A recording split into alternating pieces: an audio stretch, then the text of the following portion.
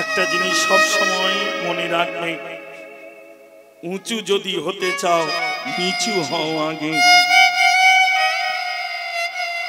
কিছু যদি জীবনে লাভ করতে চাও, পেতে চাও, তাহলে নিজেকে আগে শান্ত করার চেষ্টা করো। শান্ত না হলে জগতে কোনো বস্তুকে আপনি আপন করে পাবেন না। মা,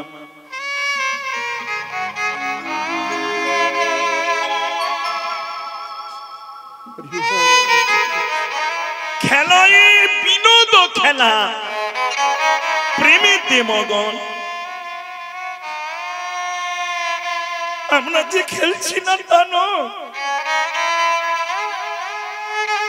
দিবারাত্র সর্বক্ষণ খেলছি গো। কিন্তু আমরা খেলি কাম, ক্রোধ, মান, অভিমান, অহংকারের আভিজাত্যের খেলা।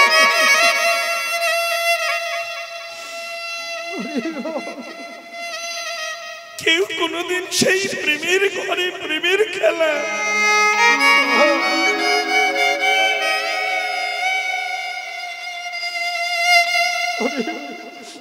প্রেমের খেলা কাকে বলে?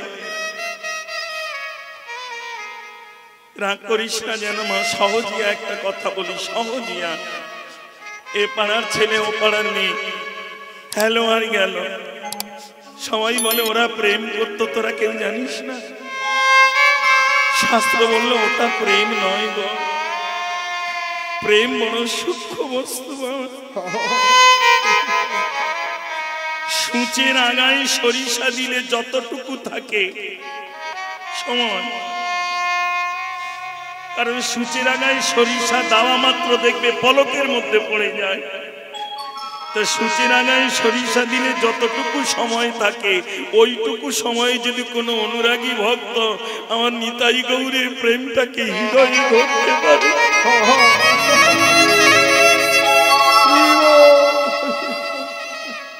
তাতেই তার জন্মার্জিত পাপ রাশি। এবার প্রেম কি?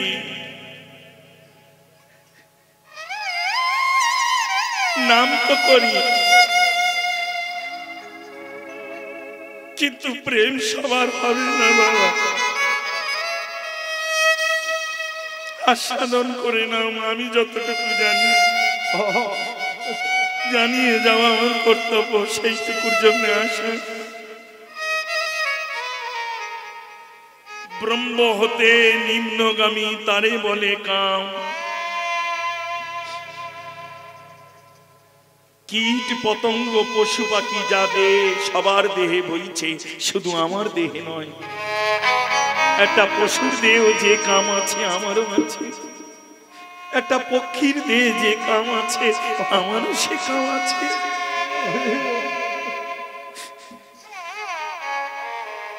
তাহারা আহার নিদ্রা মৈথন করে, আমিও তাই করি।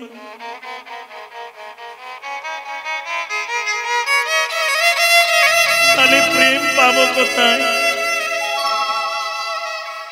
শাস্ত্রে এও বলে যাচ্ছে, বিনা প্রেম সে নাই মিলে নন্দলালা।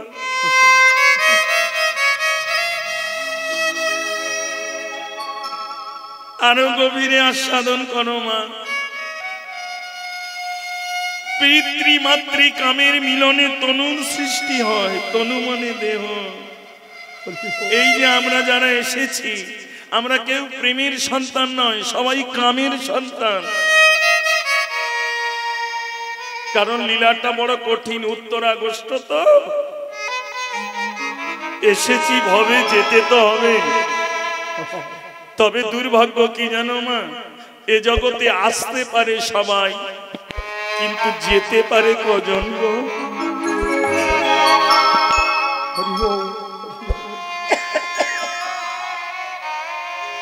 আসতে পারে সবাই, যেতে পারে কজন?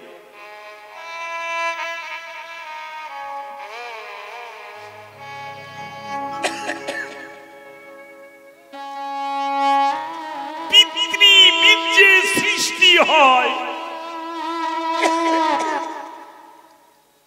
হাড় আর মর্যাদা। মাতৃ সত্তায় সৃষ্টি হয়, রক্ত মাংস আর চামড়া। পিতৃমাতৃ মিলনে এই কামের তনুটা গঠন হয়।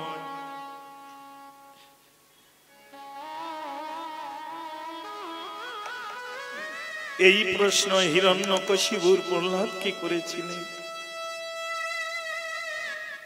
যে প্রহ্লাদ আজও অমর।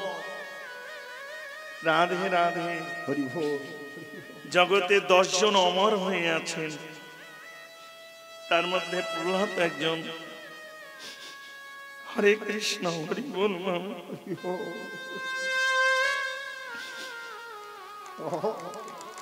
রাধে রাধে। আবার বৈষ্ণবের মধ্যেও প্রহ্লাদ একজন।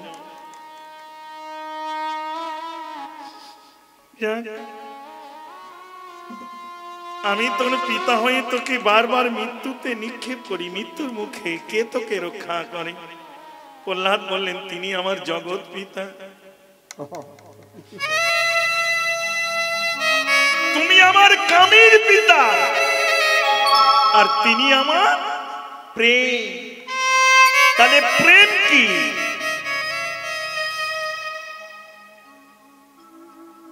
ভগবানকে আশ্রয় করতে গেলে, পেতে গেলে প্রেমের ঘরে যদি না যেতে পারো, তারে লাভ করা যাবে না।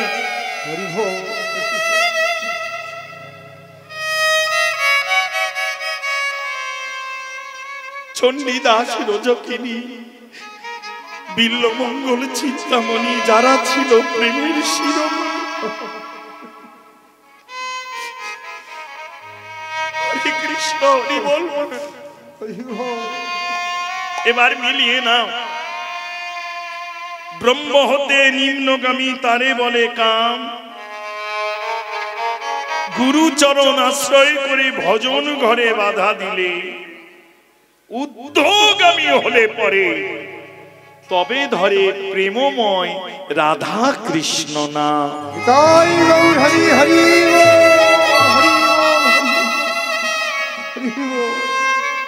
আরো সহজ করে বলি, আর সাধন করো একটু সহজ করে।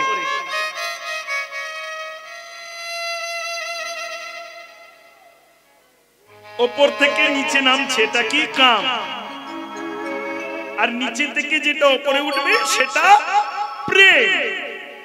বাবা মায়ের কাছে আমি কামের সন্তান, গুরুর কাছে আমি প্রেমের সন্তান। ওই জন্য জগতের শ্রেষ্ঠ গুরু। অনেকে বলে বাবা মায়ের উপরে গুরু নেই, শুনি, ভালো কথা। বাবা মা ততদিনই গুরু থাকে যতদিন আমি অদীক্ষিত থাকি।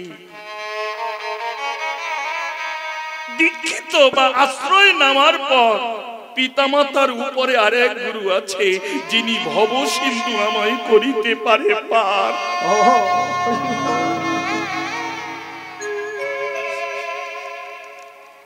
যিনি নাম প্রেমে আমার এই দেহ মন করেছে একাকার।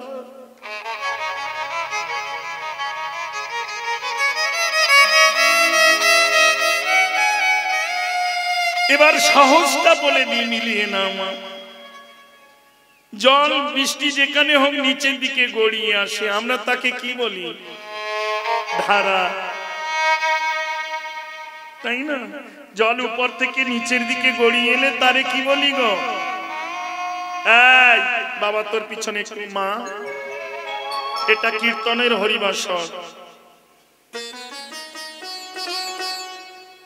সাবধান, বুঝে আসবে আর বুঝে বসবে। কারণ 64টা অপরাধের মধ্যে 2টো অপরাধ মহাপ্রভু ক্ষমা করতে পারেনি। তিনি জগৎ পিতা হলেও এটুকু পারল না। কেন? একটা হলো নাম অপরাধ, আর একটা হলো এই ভক্ত চরণে বৈষ্ণব অপরাধ। যে কীর্তন শোনে না সে উত্তম, এসেছে ভবে, খেয়েছে, চলে গেছে। এমনি করে আসা যাওয়া করতে করতে সময় হয়ে গেলে আবার কোন কুলে। তবে আরেকটা কথা না বললে নয়। রাধে রাধে। নিচে গড়িয়ে আসোটা মনে রাখবে। দেখি তোমরা কে পারো আমায় একটু বলো তো, আমি তোমাদেরই তো সন্তান। আমরা সবাই বলি এসেছি খালি হাতে, যাব খালি হাতে, তাই না? তাই তো নাকি? হ্যাঁ না কিছু বলো মা।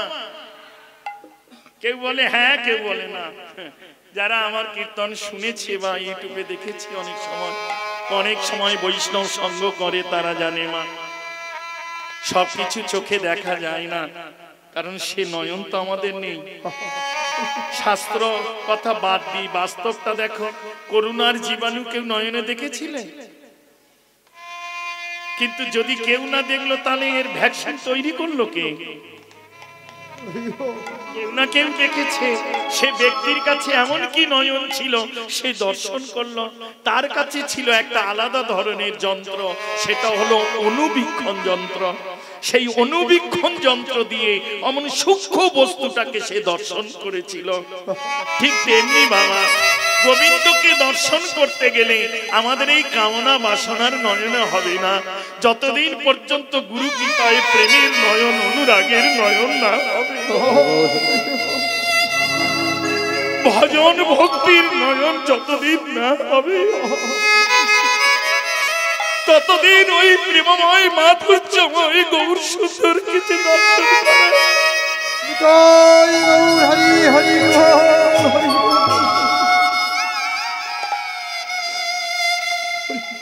রাধে রাধে। শোনো মা, সন্তান যখন ভূমিষ্ঠ হয় দেখবে, তবে সব সন্তান নয়, সুসময়ে সুপথ দিয়ে সন্তান যদি ভূমিষ্ঠ হয় দেখবে তার দুটি কর এমনি করে মুষ্ট মারা থাকে। কোনদিন ভেবেছ এমন জলাশয়ে মলমূত্রের ভিতরে এমন কি বস্তু ছিল যে সে মুষ্ট করে নেমে আনলো ধরাতলে?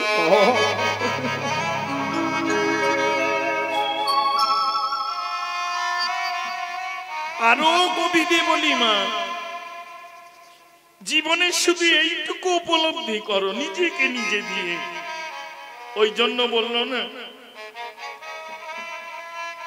শাস্ত্র জানলে জানা হলো, নিজেকে জানলে তার থেকে আগে নিজেকে নিজে জানার চেষ্টা করো, বোঝার চেষ্টা করো, তবেই হবে।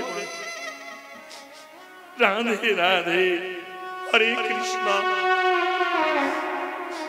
হরি বল।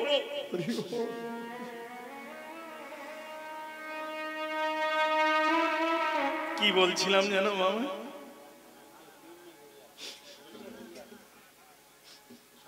নিজেকে নিজে জানার চেষ্টা করো, বোঝার চেষ্টা করো আমি কি।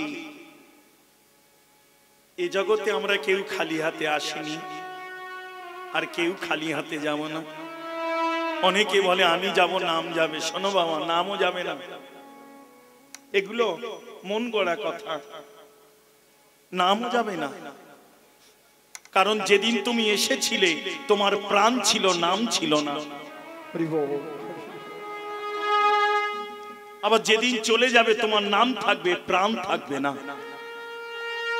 ভালো করে মিলিয়ে নাও বাস্তবের সঙ্গে নিজেকে। কীর্তন অন্য কিছু নয়, জীব শিক্ষা, চৈতন্য ফিরাবার নামে এই কীর্তন মহাপ্রভু জগতে দিয়ে গেছেন। ভালো করে মিলিয়ে নাও মা। যেদিন তোমার প্রাণ ছিল, এসেছিলে যখন প্রাণ ছিল, তখন তোমার নাম ছিল না যেদিন এসেছিলে। আবার যেদিন চলে যাবে সেদিন নাম থাকবে, প্রাণ থাকবে না। সারা জনম হরি ভজন করলে না, আর মনে করলো আমি যাচ্ছি আমার সঙ্গে নাম যাবে, এ কি করে ভাবলে তুমি? তবে হ্যাঁ, যারা নিয়ে যাবে তারা নাম বলতে বলতে যাবে, তোমাকে শেষ ঠিকানায় পৌঁছে দিয়ে তারা দেখে আবার নাম নিয়েই ফিরে চলে আসবে। তবে কি যাবে, তুমি নিয়ে এসেছিলে মুষ্ট মেরে তোমার ভাগ্যকে। সেই ভাগ্য নিয়ে জগতে খেলা করে তুমি যখন ফিরে যাবে, সেটা নিয়ে যাবে তোমার কর্মকে। এই জগতে সবাই তোমায় ছেড়ে দিতে পারে, এমনকি স্বয়ং গোবিন্দ তোমাকে ছেড়ে দিতে পারে, কিন্তু কর্ম তোমায় ছাড়বে না বাবা। স্বয়ং অনাদির আদি মর্যাদাশালী পুরুষোত্তম রামচন্দ্র কেউ কর্ম ছাড়েনি। ত্রেতা যুগে বালিকে বিনা অপরাধে বধ করার কারণে বালি পুত্র অঙ্গদ প্রতিজ্ঞা করে বসলেন, দাপর যুগে কৃষ্ণ অবতারে ব্যাধ হয়ে জন্ম নিয়ে আমি বিনা অপরাধে তোমায় প্রাণনাশ করব।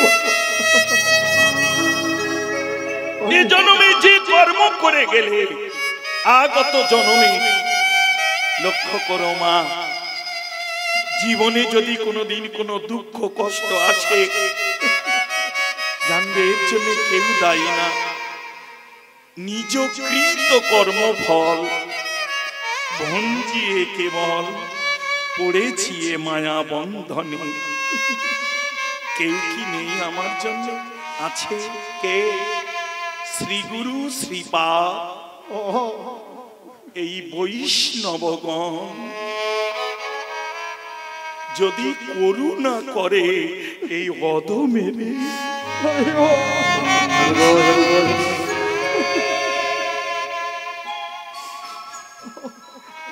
তবেই আমার উদ্ধার মা। তাহলে আমরা নিয়ে এসেছি ভাগ্য। এই যে আপনারা এসেছেন, যদি আপনাদের ভাগ্যে না থাকতো এই হরিনাম শ্রবণ করা, গোবিন্দকে দর্শন করা, এই সাধুগুরু বৈষ্ণবের পদধূলি পাওয়া, তাহলে আপনাদেরও আশা হতো না? এটা তো আপনাদের গেল, আমারও আশা হতো না মা? যদি বলো কেন 1 বছর আগে বুক করেছি, অর্থ দেব, কেন আসবে না? মা, তোমাদের কথা দেওয়ার আগে, কমিটিকে কথা দেওয়ার আগে আমি যে আরেক জায়গায় কথা দিয়ে আছি বাবা, সে যেদিন যাকে ডাকবে এই জগতে কার শক্তি আর সে তাকে ধরে রাখতে পারে?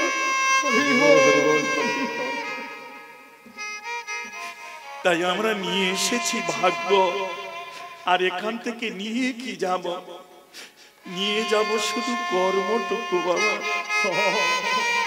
এই কর্ম অনুসারে বিচার করে আবার আমায় জন্ম দেবে ধরা তলে।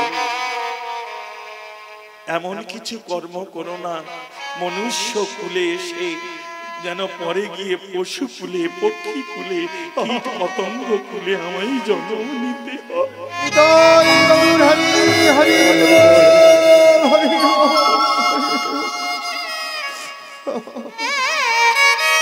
হরে কৃষ্ণ হরি বল মা।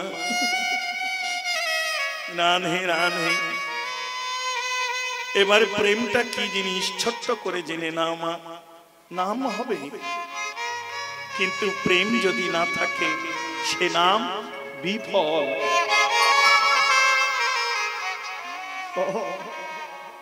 ওপর থেকে নিচের দিকে জল গড়িয়ে এলে আমরা বলি ধারা, তাই না? বানান লেখো, ধায় করে ধার, রয় করে না, ধারা।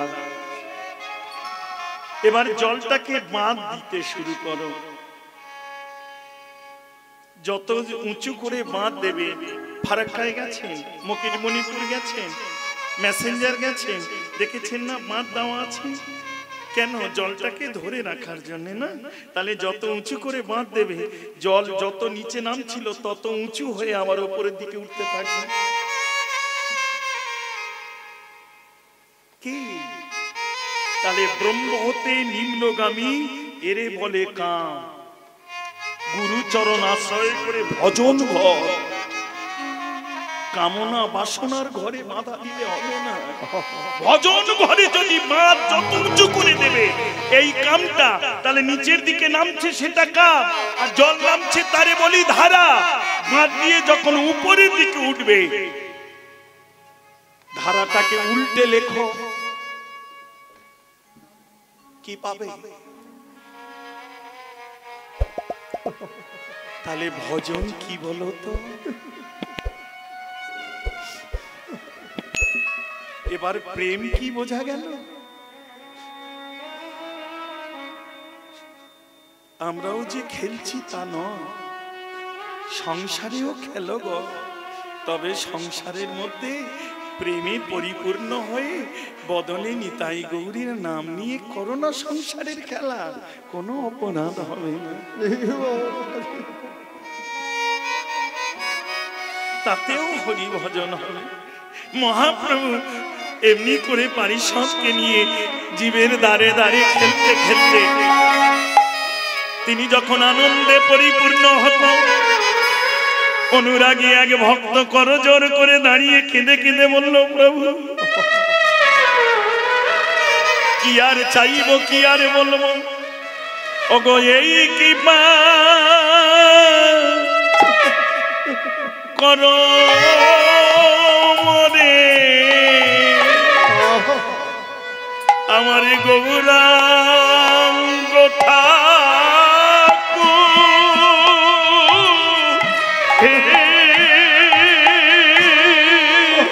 এই কৃপা করো মোরে গৌরাঙ্গ ঠাকুর, হে এবারে এই কৃপা করো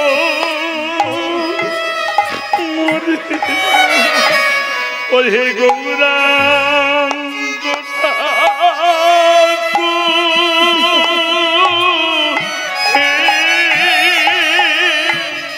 হরে কৃপা করো মোরে গৌরাঙ্গ ঠাকুর,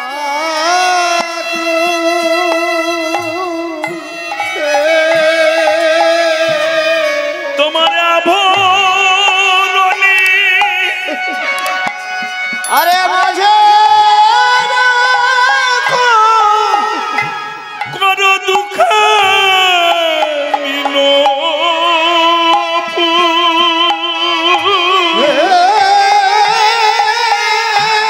তোমার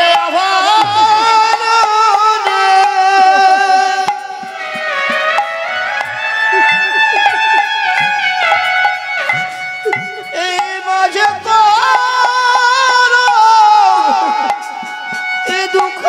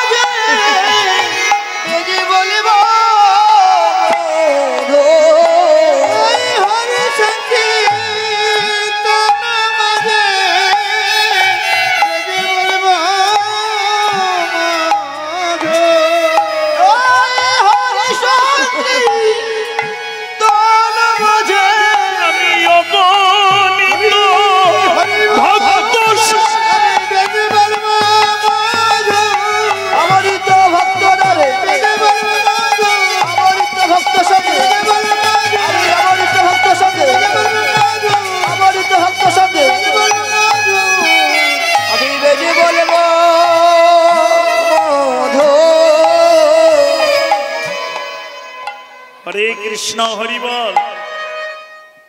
চেয়েছো কোনদিন? চেয়েছো ভগবানের কাছে? প্রণাম করেই সঙ্গে সঙ্গে আমার মেয়ের চাকরিটা যেন হয়ে যায় ঠাকুর।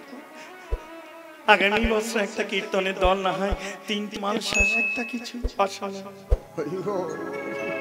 তাই না? অপরাধ নিঃস্নামা এই বাণী যাদের বদনে আসে তাদের জানবি ভালোবাসা হয়েছে, কিন্তু ভালোবাসা হয়নি। ভালোবাসা কেবল শুধু পাওয়ার নেশা, আর যাদের হয়ে যায় ভালোবাসা তাদের আর পাওয়ার নেশা থাকে না। কেন জানিস? তারা অন্তরে ভাবে,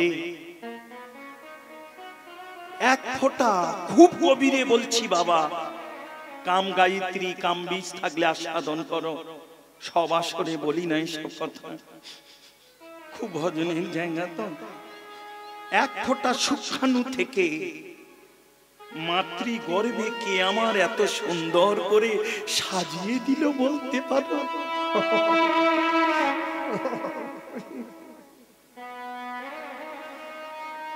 বাবা মা যদি সাজাতে পারতো তাহলে গর্ভের সন্তান কানা হয় কেন, খোঁড়া হয় কেন, বোবা হয় কেন? যে আমাকে এমন সুন্দর করে সাজিয়ে দিল, আমার জীবনে তো একবার তার কাছে সাজানো তো দূরে থাক, যে দুটি নয়ন দিল সেই নয়ন দিয়েও তাকে একবার দেখতে চাইলাম।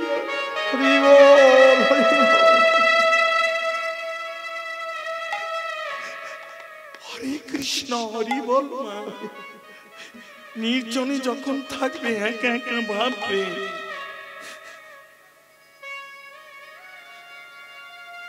সেবা বাইরে নয় রে, সেবা ভিতরে।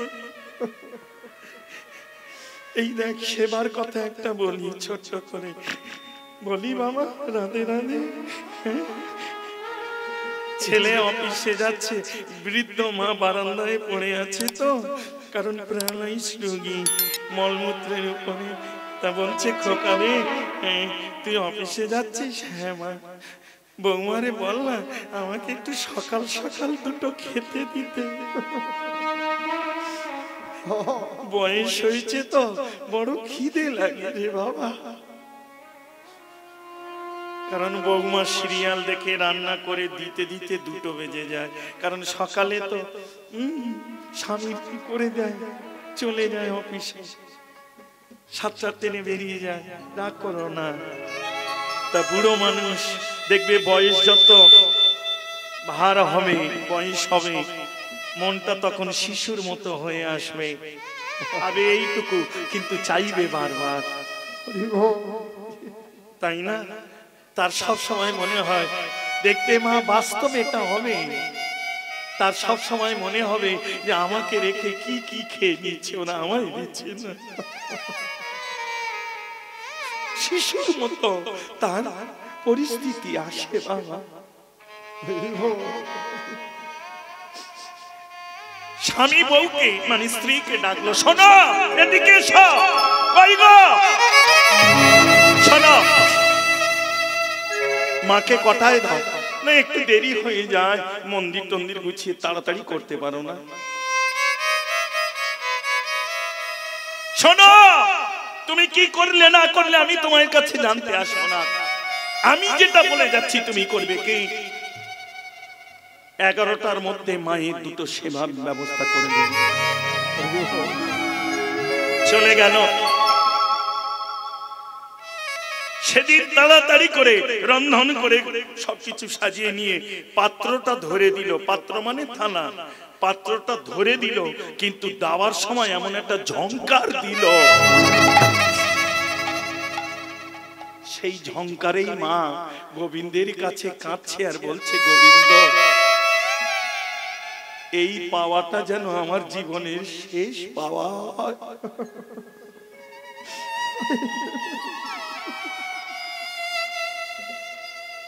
ছেলে অফিস থেকে ফিরে এলো,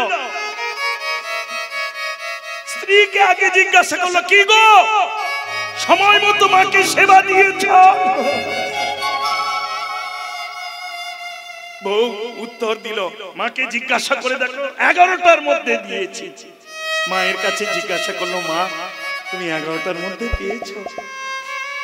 হ্যাঁ পেয়েছি, তবে ভগবানের কাছে জানি এই পাওয়া যেন আর আমার জীবনে। লক্ষ্য করো মা,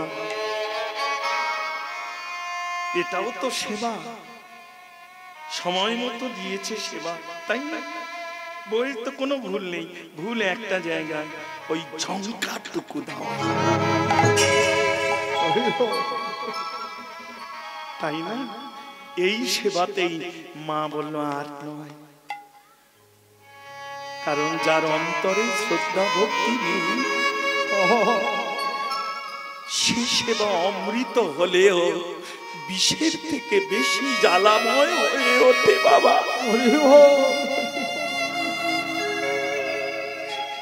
বিষ আহার করলে যেমন জ্বালা কষ্ট হয়, যে সেবাতে প্রেম অনুরাগ ভজন শ্রদ্ধা নেই সে সেবা।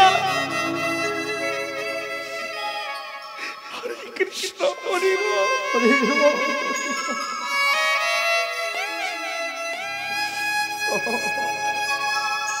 নারী জনমের শ্রেষ্ঠ ধর্ম হলো সেবা। সেবার উপরে নারী জনমের আর ভজন নেই মা। দ্বিতীয় ভজন হলো উলুধ্বনি, অপরাধ নিষ্ণা মা। আমার এইটুকু বয়সে যতটুকু শাস্ত্র গ্রন্থ দেখেছি, নারী জনমের উপরে আর কৃষ্ণ ভজনের জন্ম পাইনি। কয়াদু যদি হরি কথা না শুনত, প্রহ্লাদ এত বড় হরিভক্ত হতো না। সরমা যদি সাজিয়ে না দিত, তরণী কোনোদিন রামের চরণ পেত না বাবা। পঞ্চম বৈশী ধ্রুব গোবিন্দ পেয়েছে সবাই জানি, কিন্তু ধ্রুবর মা যদি বলে না দিত, এই মনে তোর এক দাদা আছে যার সঙ্গে খেলা খেললে জীবনের সব খেলা ভুলে যাবি,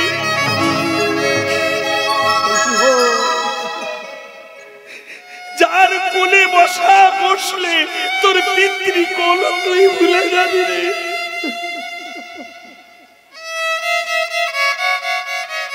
এ তো গেল মাতৃকুল।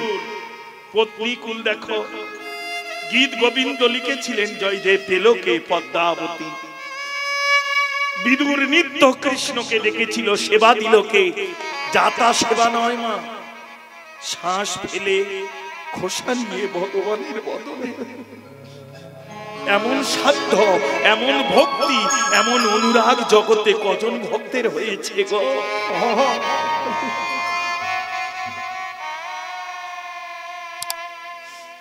পত্নীকুল, তাই না? দাস রঘুনাথের স্ত্রী সরগোস্বামী জীবনী পড়ে দেখো, পত্নী যদি না বিদায় দিত, ভূতনাথ কোনোদিন, গোবর্ধন রাজা কোনোদিন তাকে ছেড়ে দিত না। যাক, হরে কৃষ্ণ মা। নারী জনমটা হলো শ্রেষ্ঠ কৃষ্ণ ভজনের জনম, সেবার জনম। এর উপরে আর কৃষ্ণ ভজনে। তাহলে প্রেম কি বোঝা গেল? প্রেম কি? ব্রহ্ম থেকে নিম্নগামী কাম। আমি কি বলেছি? আসতে সবাই পারে, যেতে পারে কজন? লক্ষ্য করো মা, দেহের মধ্যে দ্বার কটা? 9টা। এই 9ম দ্বার দিয়ে তুমি যতবার হবে পার, ফিরে আসতে হবে এইভাবে বারবার। 2টি নাসিকাদ্বার, 2টি নয়নদ্বার, 2টি শ্রবণদ্বার, একটি বদন 7, আর একটি পায়ু, একটি উপাস্ত মলমূত্র। এই 9টা দ্বার। মৃত্যুর সময় যে কোনো দ্বার দিয়ে আমাদের পার হতে হয়।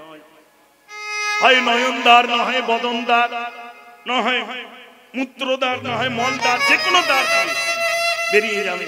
বৈষ্ণব জগৎ বলল, এই যত দ্বার আছে পার হলে তোমাকে ফিরতে হবে বারবার।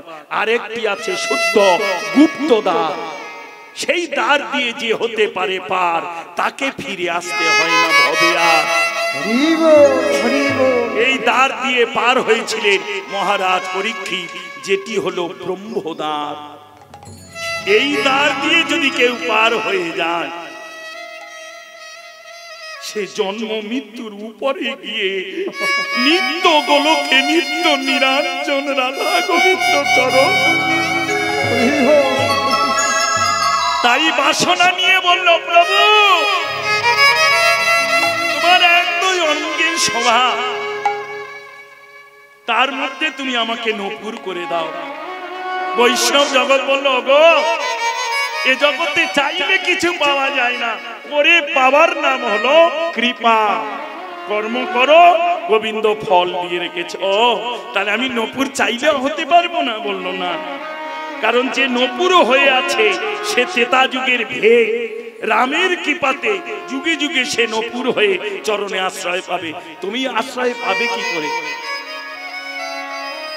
সঙ্গে সঙ্গে ভক্ত বলল, শোনো ঠাকুর, নপুর যদি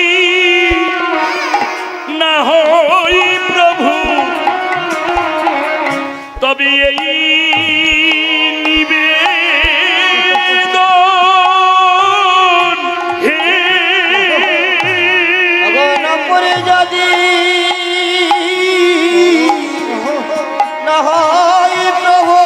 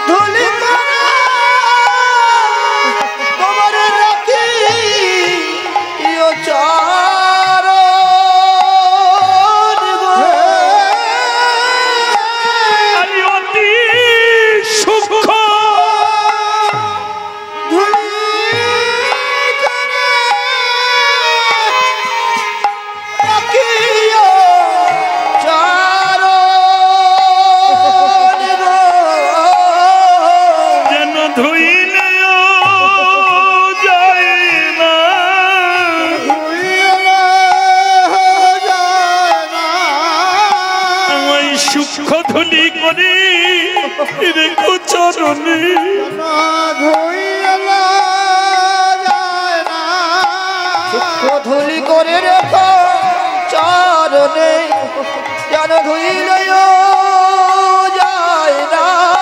আমি বেড়াইব হরিনাম সংকীর্তনে,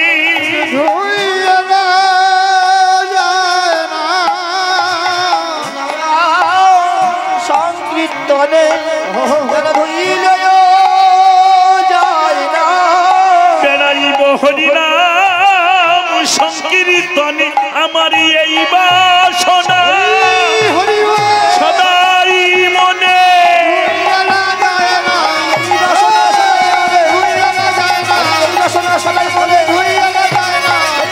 সদাই